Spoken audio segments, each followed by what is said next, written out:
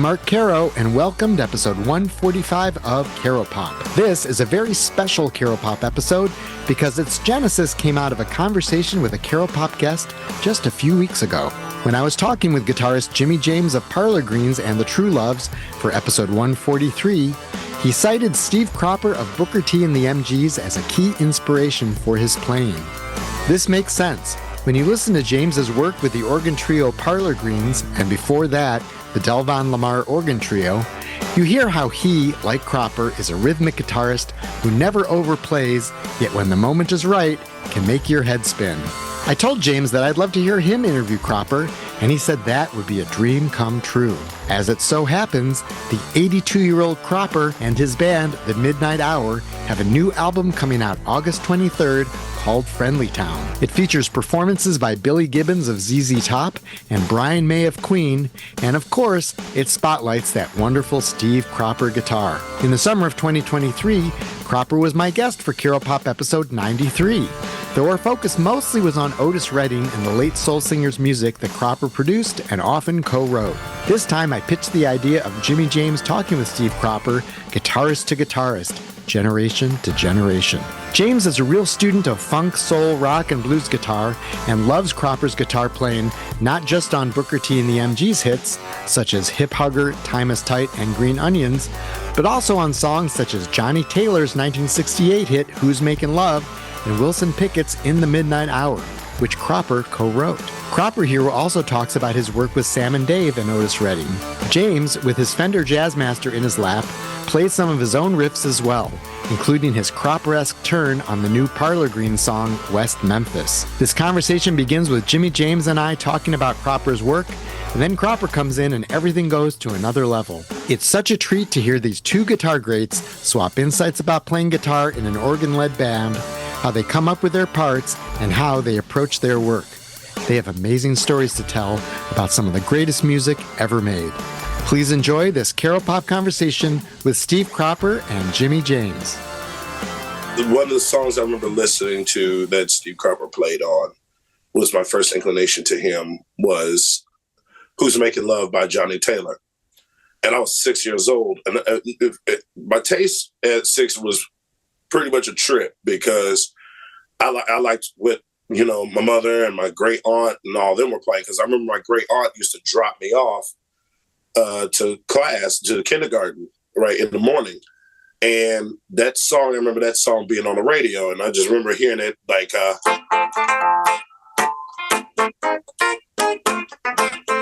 right. You know what I mean?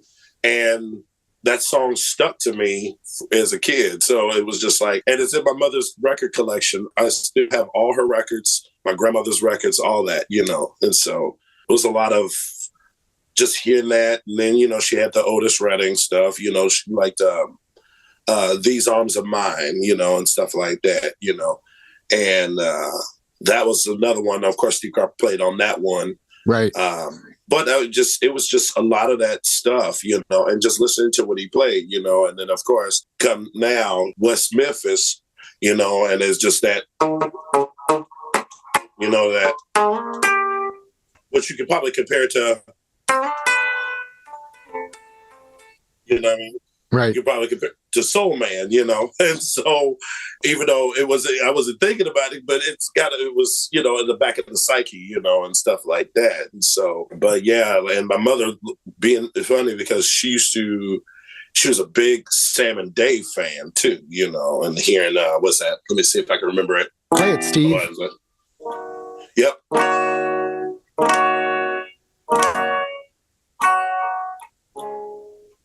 When something's wrong with my baby, Right. And she loved that song. She loved that and Soothe Me. Yeah, just listening to that, Knock on Wood, Eddie Floyd, Midnight Hour. Is that it? I can't remember. Yeah.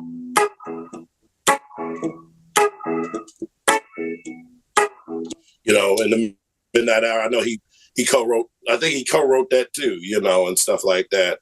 Dock of the Bay co-wrote. He produced a lot of that late Otis stuff and was writing with them too. Yeah, it's funny that this came up because one of the guys we were playing for, it was his last day in town, and he's from Georgia. And I said, I know what song you like, he's like, and so we played them,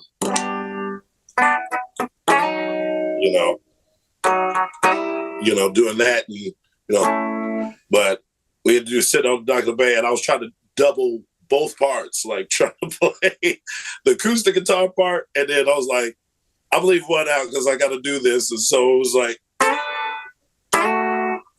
he has a huge catalog, of stuff. And so it's just. When you started playing, were you trying to sound like him? There was a lot of people I was trying to go after at that time. It was not only him, like Steve Cropper, Chuck Berry, Pat O'Hare, B.B. King, Albert King, of course, and he played on, Steve Cropper played on Born Under a Bad Sign, playing that rhythm figure in there. And there was a lot of Freddie King. I was trying to, mostly I always try to go after the blues players and those rhythm and blues players, which, is still like, I still have tried to figure that out, still to this day, because I hear things and I'm like, whoa, what went through their mind when they played that, and stuff like that. So it's even like Reggie Young, that was another guy that most people wouldn't talk about, but most people know that he played this. Son of a Preacher Man. And, right. And funny story be told, actually, Son of a Preacher Man, what I read was it was originally written for Aretha Franklin, and she turned it down just because the song title, was kind of risque, and she turned it down. So well, and she was a daughter of a preacher man, so that might have factored into it. Right. She turned it down. But it's funny because listening to it, it's like you can tell it's the Muscle Shoals guys and all that in the back. And also you can hear the sweet inspirations because I can hear Sissy Houston singing that high upper register in there. And it's funny, Aretha would later cover it later, after the fact. But right. It was always those session guys who always did it for me. Teeny Hodges, from from Royal, high rhythm section, that's what they call it. It was always those guys, it was always those guys who were just like, somebody put a chart in their face? Would, they just, oh, this worked? What was going through their head? That's the question I always wanted to ask, The whole session musician thing is kind of fascinating to me.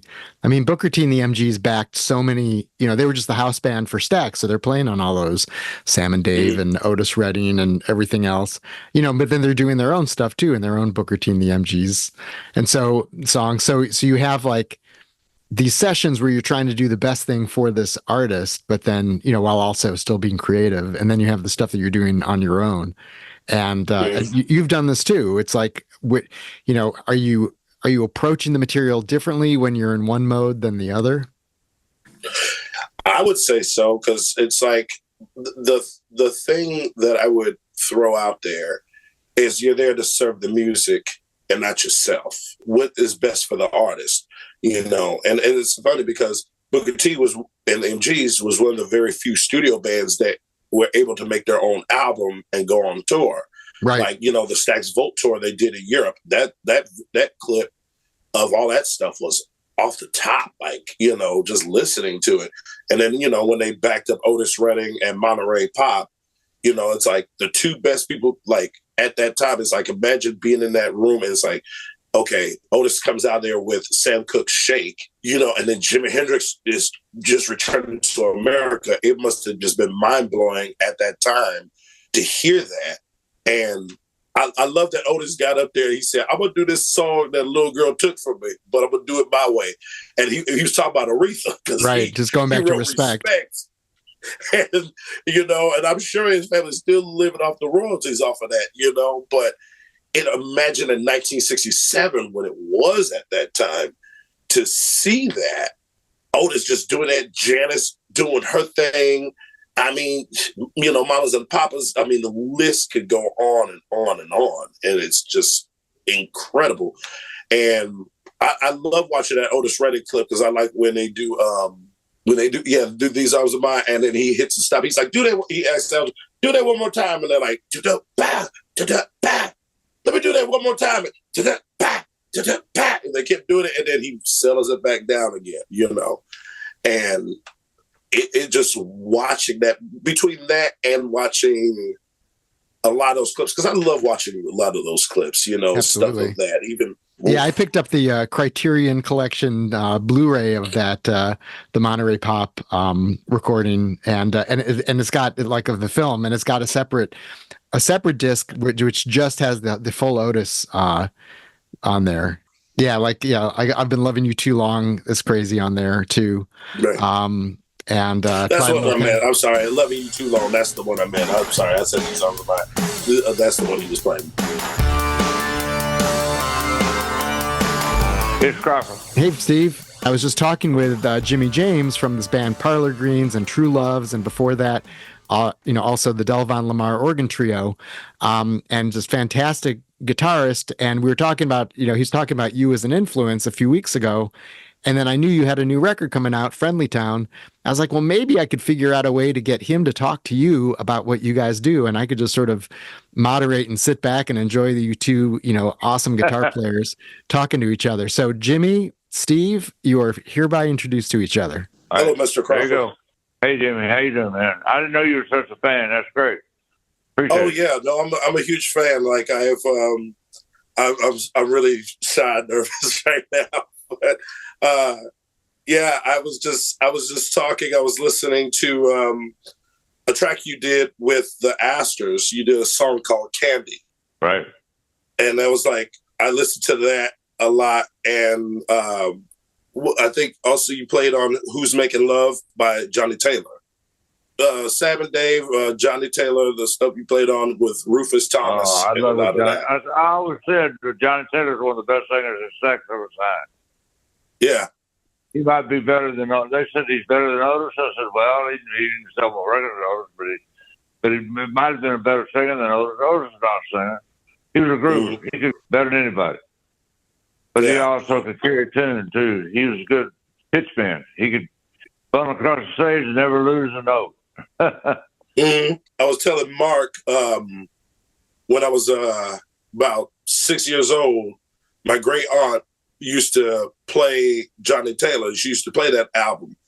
And that's how I got hit to what you were playing and, and stuff like that. And my late mother, too, like a lot of her records, and the stuff that she played, because she was a big Sam and Dave fan.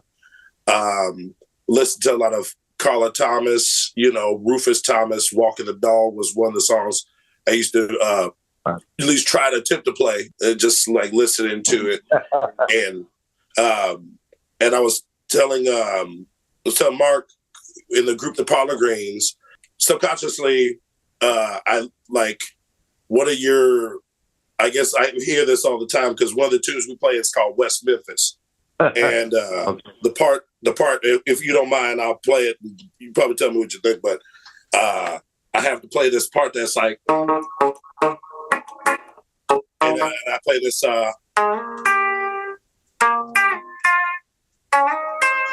know what I mean? And that's just, that's one of the things I like. It was just like influence from you as well, on that. So, yeah. That's a funny. Try and say in my show, I do that in my show. I always close the show with it. But the thing is, I said, I didn't write this song. Ace Porter wrote the song. But I've been the other half of Play It most of my life. Play It, see, I said, I've been the other half of Play It. Play It, see. That's 3 words, but I use the other half. Steve is the other half, the bottom half. Play It is 1 word. Play It, Steve. Yeah. Jimmy's got a Fender Jazzmaster, right? Is that sitting on his lap? So that's what he's. Well, that's one of my favorite guitars. One of Marty Stewart's favorite guitars. And we wrote a song with Mike, what's his name, that wrote the ballad for Bonnie Raitt. And we wrote a song called Beyond the Storm for Winona. And she's in New York. She said, I've got it on my bed right now. I'm going to cut it tomorrow. Okay. She never did cut it. I still have that song on my desk. Beyond the Storm. It's a great song. And they got it. Marty got a woman to sing, a female to sing it, and make a demo of it. So we sent it to people, and they've turned it down a few times. They don't think they're good enough to sing it. Whether they're singing or not. Bullshit. If Bonnie can sing it, anybody can sing it. She's great. Bonnie Raitt is one of the rated. I'm her biggest fan. She has no idea that I love her to death. I turned her down to produce her twice, I think, because she wanted to just do blues. I said, I don't do just the blues. I do R&B. Well, she turned out to do R&B, not blues. So, there you go. well, people don't know the Blues Brothers are not playing the blues either. They took blues songs and made them pop. I always thought they should have been called the Soul Brothers. Could have been. Because I think of that as more soul music than blues music. Okay, there you go. It's R&B, soul music. I mean, the song's called Soul Man. Like, that was the hit. It was the only hit the Blues Brothers had. Whose suggestion was that one? I'll tell you that little story of the Blues Brothers. So Duck grabs me coming out the elevator. He says, Carpenter, you got to do something about this. I said, what? He said, man, they're doing a bunch of old blues songs on the River Cell. I said, what are you talking about? I said, okay, rather than me walk in there and do something, I said, let me hear the rehearsal first. And I did. At the end of the rehearsal, I looked at John and said, John, can you do something people can dance to? He said, you got any ideas? I said, yeah, like something. He said, tell me something. I said, it's like Sam and Dave. He said, you remember this song? I looked at Paul Schaefer. I said, you remember Soul Man? I cut down a Soul Man, and Danny comes out of the back with that crazy leg dance he had. So Danny, without knowing that he was doing it, he gave guys a K dance a reason to get out there on the floor and dance. This is that stupid. I'm just copying Dan Aykroyd. That's all I've ever doing. I think it's cool. He can't dance. He can't sing or dance, but he can carry a tune. He plays harmonica, so he's sang like it did. Dave couldn't sing. It was Sam and Dave. Dave couldn't sing, so Sam had to bring Sam down to get. Because Dave didn't have any range, but he could dance better than anybody. So as dynamic dude, they were dynamic, all right. I think when they left Sax, they never had another hit because people wanted to hear that sax sound. It's Sam and Dave fine, but they want to hear Sam and Dave with the sax sound backing them.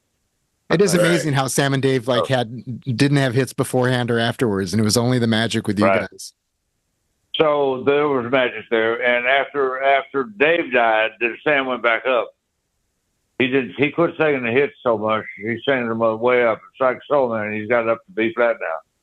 From G goes G. The original song goes G to A flat, and so I was in the middle of the Belushi song when I got off track, and Belushi said, "Man, it's great, Cropper, but it's too high for me. I can't sing it." I just dropped it down to a fourth, and to E, and started playing an E, and we've been playing there ever since an E. And I think Sam played an E, but he went up an octave, so he did an E one time with us. That is B flat to B, or B flat to C, I think. Or B flat to B, not C. It's a half step modulation. Steve, how many of the like Booker T and the MG songs started off with like a riff from you as opposed to, like a melodic thing that Booker was doing on the organ? I think as far as what I knew, Midnight Hour and Knock on Wood are the only two dynamically. What I noticed on the radio was DJs would talk all the way up until the singer sang. No matter how long the instrumental was on the front, they didn't give a crap. They just sang up until the commercial was over or the song. So the singer started singing, and then they shut up and let the singer sing. And so I said, I'm going to give them something they can't talk over. So I gave them the power intro of Midnight Hour and the power intro of Knock on Wood. And we had written a song, Knock on Wood. We were so proud of it. We called Wayne on his job over West River. Said, Wayne, you got to get over here quick. So I said, while I'm teaching Duck the song and the rest of the guys the song, you could be teaching the horn parts if we write it now. So that's what happened. And as far as the intro, I said, we couldn't come up. We knew we had a hit song. We couldn't come up with an intro. I said, Eddie, what do you think Midnight Hour would sound like? I said, I don't know. Play it. So I did. I played it starting in E instead of D. Holy mackerel. That was it. It lands you right back on the A. Da, da, da, G, A, B, whatever, da, da. Lands back on the A tone, which is, to both songs, that's a bridge, 4-chain. I don't want to Right. lose in the fourth game. This good thing that I got, if I do, which is easy, you'll surely lose a lot. Cause your love is better. So it's a song full of bridges. Mm-hmm. That's what it is. Yeah. They think the blues is real easy. Why? Because it's got 2 or 3 changes. Mm-hmm. The trick is very simple. You got to know where to put the notes. And somehow, Doug and I figured it out. When we read each other's mind and knew where to go. Because we always listened to Al Jackson. I think Al always knew where to go. Booker just played to us. Booker's one of the greatest musicians I've ever worked with. But I don't think he's a group player. He is for grooving. He's a group player. Booker's a musician. His main instrument is trombone, but he plays every instrument. He can make a hit out of any instrument. He can play violin, harmonica, sax, all the trumpets, saxophone, flute. He can play it. Plays guitar pretty damn good too. So a couple of songs that were on sax, I said, Booker, you just play it. Instead of me learning it, you just play what you're playing. He'd write a song and he'd have all this stuff worked out on guitar, and I'd say, that's stupid for me to learn that. So the only thing that I listened to him, the only album I really listened to Booker was Macklemore Avenue. He dictated every note I played on that album, just about. And he would dictate it. He'd tell me what to play, and I'd play it. And he said, that sounds good. So we did that album with Wiley Hyder from the L.A. airport to Hyder's studio. He picked me up and took me straight to the studio and told me everything to play, and I did it. I don't know how long we worked that night on the one album. We didn't work second day, just that one day. I was in New York producing another group at the time. He said, when can you be in L.A.? I said, I can't. And when can you be in L.A.? Finally, he just quit calling us. Finally, I called him. I said, look, I'm through. I'll be out tomorrow.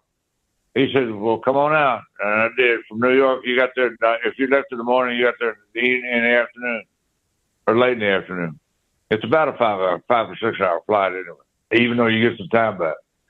And he took me straight to Hyder from the LAX, straight to Hyder, and told me what to play, and I played it. How about Time is Tight? Because that was one where, he was doing the soundtrack for that movie Uptight. And then, that just became one of your signature songs and certainly one of your signature riffs. How did that come together? I don't know. I mean, that was Booker's idea. The Time is Tight thing. That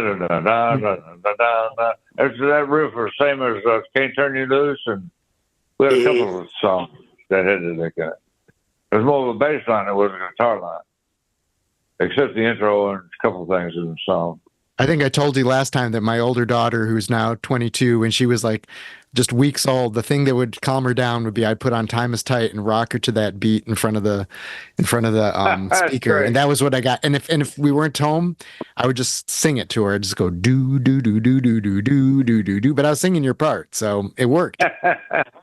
So we're doing the Jules Astor film in Paris. That's where we did a musical thing. And Doug, we got home. Doug said, we played Can't Turn Your Loose. Said what Booker wanted. Time of sight. We played Can't Turn da da da da da da da da da da da da da da da da da. So the difference in the two songs is da da da da da da da da da da da da da da da da da da da. There's two notes on two accents on the top of the line. For Time of Sight, not on Can't Turn You Loose, no accent. Da da da da da da da da da da da da da da da da. This is the record, you'll hear it. Yeah, they're both great riffs. It's a great groove, so worth coming up with variations. What I remember about Can't Turn You Loose, because Otis wrote it about 10 minutes, and I remember his musician was screaming for the buck. Otis, if you don't come on, we're gonna miss that gig. And Otis said, I'll be right there. We wrote that song in about 10 minutes. And all we did on the end was can da da da da da da da da da da da da da da. Mr. Cropper, I was going to ask a question. Didn't Otis Redding produce Sweet Soul Music for Arthur Connolly? He did. And you guys played on that? And played on it. So he told me, here's what Otis told me. He said, I'm going to buy me an apartment and a house in Memphis. He said, I'm moving to Memphis and we're going to produce records. I said, okay. He wanted me to be a co-producer. Okay. Then he died the following week. Oh, that was a shit kicker. Pardon my language. That was the worst thing that ever happened to me, I think, was him passing away. I always looked at him as my older brother. Anything I wanted, I just asked Otis about it. He knew he was so streetwise. You have no idea how streetwise. So you both play in, and have played in, groups with, Hammond B3 and Booker T and the MGs had a bass. Parlor Greens does not. Delvon Lamar Organ Trio does not. But like, what's the key for both of you in playing guitar, alongside an organ like that? Like how do you make sure you fit in and make everything work? Okay, let me tell you this story. I've had a lot of engineers tell me, said, "Man, what do you think of the organ?" I said, "It's all right." "What do you mean it's all right?" "It's great. It's Booker style." I said, "No, it's not. You got the mic wrong. You want Booker sound?" I go out and change it. He said, "Okay, go out and make it Booker sound." I said, "Okay," and I do it. He said, "Damn, it sounds just like Booker playing." I said, "I told you." So there you go. There's a trick to that too. There's a trick to everything. When you say a trick, it's just like cooking. There's a trick to cooking. You can read a recipe, but if you know how to cook, you know what spices to put in there to make something snap or just make it a little different. People love it. They fall in love with it. They make more of that. Okay. So what's your role as a guitarist in that case, though? Are you sort of like listening to what he does and reacting to it, or like what's the interplay like? Well, yeah, in the studio I do. On stage, I just put it on and then let it rip. Usually in the studio the same way, but I'm always just a Booker. And I play complimentary for Booker. So the same thing with a singer. What I do when a singer's singing, I complete their lines most times. I seldom play or step on their lines unless it just fits behind it. And what I do, I complete the melody that they can't complete because there's not enough words to complete it. And I play melody more than anything when I'm playing solo. And the thing about my playing is very simple. I've analyzed some of my playing. When the rhythm drops, I'm usually a rhythm guy. When the rhythm drops out and I play a solo, you never hear the rhythm drop out. You think it drops out, but it doesn't. I'm so tight with the rest of the band that the active listener does not feel the rhythm drops out or the bottom drops out. That's the same way I look at it.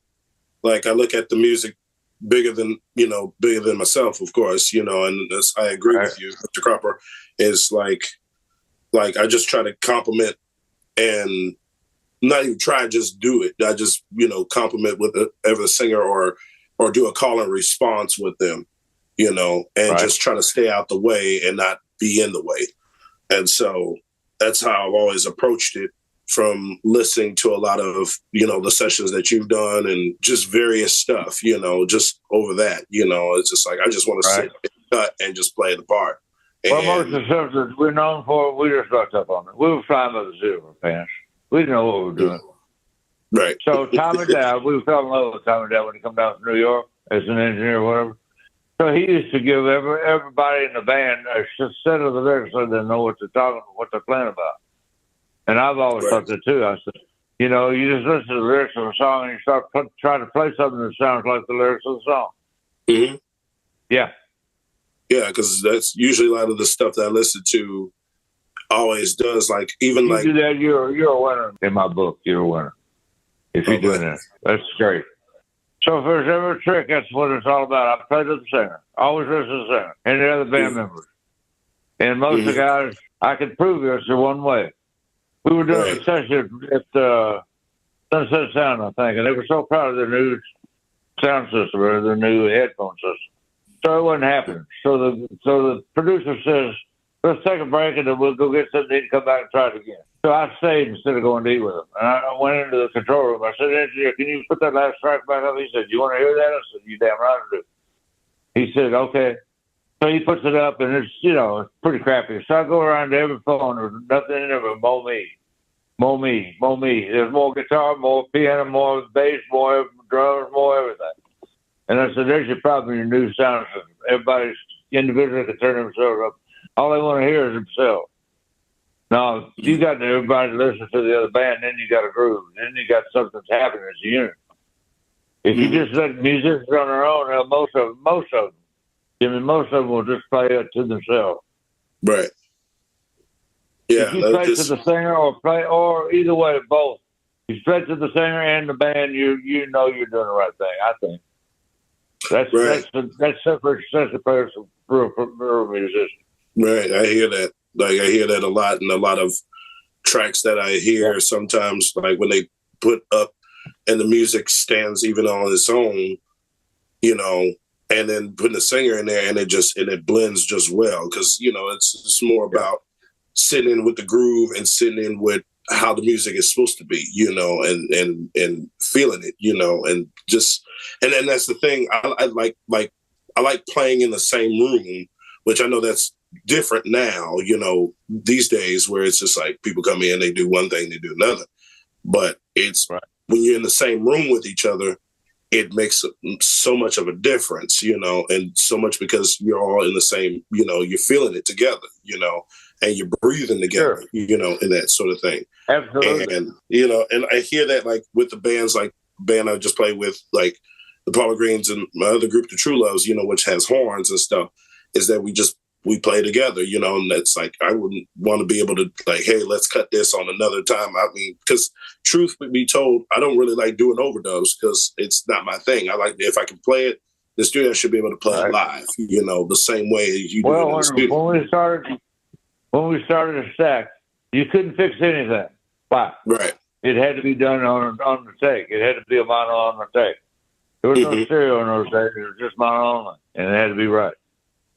Right. So a lot of that stuff gets remixed and put out again. Then you start hearing stuff. That's why I buried it, because it sounded bad. I buried it in the mix.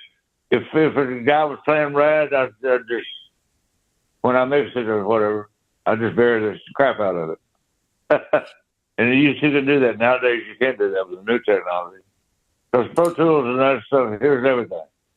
So I tell a singer sometimes, a good producer knows when the singer's just kind of buffing off and not doing his job. Just go out and tell him, say, hey, I know you're doing this because you're going to redo it tomorrow, but just think about this. He says, what? I said, that mic hears everything you're doing. Every word you're saying, that mic knows. I can make you break it right here. The next couple of takes takes his butt off. Right. Go ahead. Yeah, because that's the sessions I always do. It's like if somebody mess up, we do it again from the top until we get it right. That stuff. Because because I don't want to be like, hey, punch in. I can't do that. It just wouldn't feel right, and my conscience wouldn't let me do it. And stuff. And so it's like, that's what I learned from listening to the records, of Stax and Motown and everybody else. Is just like, okay, we'll do this until we get it right. Not like, here, let's punch in this. It's like, no, that's not how it works for me, And most of the stuff like we do is, back to tape, which is great because I like the sound of, getting that dynamic sound, not all compressed, and stuff like that. But that's the sound I like. And I mean, plus, for me, with guitar, I usually just plug straight into the amp and that's it, and I just like the sound of the guitar as is, sometimes every now and again, you might play with a wah or a fuzz or something like that. But majority of the time I like just guitar straight into the amp. And if it needs to be, crank the tubes, then yeah, that'll work out. But I'm the same way. I like to open up the guitar, plug it in, and if the amp doesn't sound good, I get another amp. Exactly. I don't try to make it sound good. I just make sure it sounds good coming out of the amp. So, Steve, you have a new album, Friendlytown. Did you record that kind of old school, or did you have to sort of do it more modern? Old school. Yeah, we were in the studio together. The first one, the Fired Up album, we were in the studio together. Everybody had to overdub and all that stuff. Some of it was overdub. Billy overdubbed a lot of his stuff. A lot of the rhythm stuff was done when he wrote the song. But there was three tracks on the album. I think it was the Predator writer. That he actually wrote. I think he's on all of them as a writer. But there's three that he actually come up with the idea of the riff. The track I came up with. The track itself I came up with. So I'm playing rhythm on everything, just about. And I think I'm playing on all the tracks. But I play solo on a few, but most of them are just rhythm tracks. And you're saying Billy Gibbons is the one on that? We were in the studio together on this one. On the other one, we weren't. So Roger was there, the drummer was there, the bass player was there, and I was there. So we cut it all live, kind of. When I say live, it wasn't live. Go ahead. And you're singing, too. On some of it. But no, John Timmons did most of the background singing. A solo one note. That's him, not me. So I listened to that album quite a lot. I used to listen to the albums about 100 times before they were released. The day they were released, I quit listening. That's it. If he wasn't playing on the radio, I didn't hear it again. So that's why I guess I didn't know that Eddie James had covered Champagne and Wine. What it's going to be, all good love, good old sympathy. I remember the night we cut the da-da-da-da-da. That's my idea, but Duck played it. Da-da-da-da-da. I walked down. And I think we got to walk down in one of these songs. Da-da-da-da. Yeah. Mm-hmm. How much of a difference in Booker T and the MGs did it make when Duck Dunn replaced Louis Steinberg on bass? Oh, about 200%. That's all. That's I it? love Louis. Louis was great. Louis played on last night and Green Age. And I got Duck from the Marquis when he got off the road. I said, Duck, you're going to have to join. Okay. Because Booker didn't like Louis on the road. And so we had Jim Stewart buy Louis out of his contract. He gave Louis a bunch of money, and Louis was happy to get that. Then he went to painting houses. He was always a little jealous of Duck being there, but it didn't matter. Duck on the stage or something else. Duck turned out to be one of the greatest bass players the Spaniards ever known. And he was good. And he got good listen to Al Jackson. And I still say, Duck and I both said, Al Jackson is the greatest R&B drummer to ever walk the earth, period. Mm-hmm. And that's true to us by Anton Fig when he was with Booker T and the MGs. He said, have you heard that tape you did in Oslo, Norway? I said, no. He said, you need to see it and you need to listen to it. He said, that tells you that Al was the greatest shuffler, greatest drummer on earth. I said, really? So we listened to it. It was a different crew, filming crew. It was French. It was shot in black and white. So there you go. It is what it is. It's going to be what it's going to be. I was telling Mark in one of the groups, we used to cover a tune with another group called Tic Tac Toe and Soul Dressing. We used to cover that one. I'm digging deep into your catalog. Candid was pretty good too. Yeah, it was like, you know. It's more like Jimmy Hendrix. Right. Jimi Hendrix is from my hometown. Ah, all right. Yeah. Yeah, I read somewhere that you guys met and he showed you Mercy Mercy by Don Covey. That's Jimi Hendrix, yep. Sure did. Yep. I said, if you played on anything I would know, you said I played on a few sets in New York. I said, if you played on anything I know, you said, yeah, I played on Don Covey's Have Mercy. Yeah. Have mercy, all mercy. Have mercy, baby. Yep. All mercy was in. So I said, when we get to eating our cheeseburger, can we go across the street to the studio and I'll give you my guitar and you show me that lick? And he said, sure. He takes me, I hand him my guitar, turns it upside down. I said, hell, I can't learn like that. I just wanted to say this, Mr. Cropper, like, I've listened to your work for a very long time. This is like life-changing for me, just listening to you and learning and hearing what you have to say. It's just like, I'm beyond words. I'm speechless. So, and I learned a lot from you. I appreciate it. Thanks, Jimmy. I don't see how anybody's learned anything from me. I play so dumb and so simple. They said, how come you play so simple? I said, that's all I knew was simplicity. Yeah. I didn't know any more music. If I'd known more music, I probably would have played more music. But I didn't. And I use the guitar as a tool, not as an instrument. That's great. I can dig that. For a hammer, probably would have had a hammer in my hand. Right. Instead of an axe. I can dig that. You guys got to get on a stage together now because I think that you'd sound really fantastic together. You got it. That's the next step. All right, sounds good to me. Appreciate it, Mark. Thanks so much. That's it for episode 145 of Caropop. Thanks so much to Steve Cropper and Jimmy James for taking part in this one-of-a-kind conversation. Steve Cropper and the Midnight Hour's new album, Friendlytown, comes out August 23rd via Mascot Label Group. You can listen now to the single Too Much Stress, which features Brian May of Queen. For more information about Cropper, go to, playitsteve.com. Parlor Green's debut album, In Green We Dream, also is out, and you can order it directly from the label Coal Mine Records or its retail partner, Plaid Room Records. Follow Jimmy James on Instagram at Jimmy Scratch James, and for tour dates and more, go to parlorgreens.com and truelovesband.com. Caropop is produced by Chris Swake, who does some of his best work in the midnight hour. For a mere $24, you can become a Caropop friend and help keep this thing going. Please contribute at caropop.com. Your support is much appreciated. I'm Mark Caro. Please follow Caropop on Twitter, X, and Instagram at Caropopcast. And you can follow me as well at Mark Caro at MarkCaro. Please share this episode, subscribe, tell your friends, and tune in again. We're taking an end of summer break for a few weeks, but we'll be back after Labor Day with the next Caropop conversation. Thanks.